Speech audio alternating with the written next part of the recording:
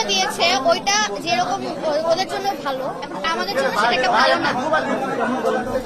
আমরা যারা বাইরে অ্যাপ্লাই করছি তাদের জন্য তারা কিন্তু সেই চান্সটা পাবে না, কারণ সাবজেক্ট ম্যাপিং এর রেজাল্ট দিয়ে আমরা বাইরে অ্যাপ্লাই করতে পারি না, ডিফেন্সেও অ্যাপ্লাই করতে পারি না। আমাদের যেই লসটা হচ্ছে এইটার জন্য কে দেখবে? আমরা ক্ষতিগ্রস্ত হচ্ছি, আমরা বাইরে কোনোখানে অ্যাপ্লাই করতে পারছি না, ইভেন হায়ার স্টাডিজে হতে পারছি না, আমাদের নেবে না।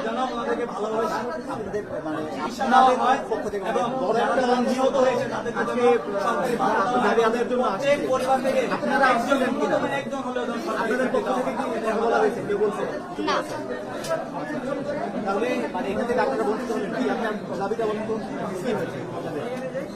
আমাদের দাবিটা এখন দিয়ে লাভ নাই, কারণ ওনারা ওনাদের ডিসিশন দিয়ে দিচ্ছে। এখন আমরা যেভাবে মানে ক্ষতিগ্রস্ত হলাম, এখন এটার দায়ভার তো কেউ নেবে না।